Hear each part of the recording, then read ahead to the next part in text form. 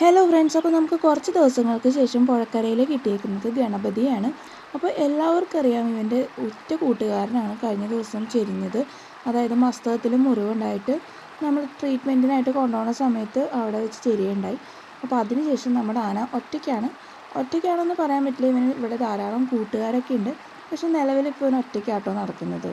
അങ്ങനെ നമ്മുടെ ഈ ഒരു ആന ഇപ്പോൾ പുഴ കടന്ന് പോകുന്ന കാഴ്ചയാണ് കാണുന്നത്.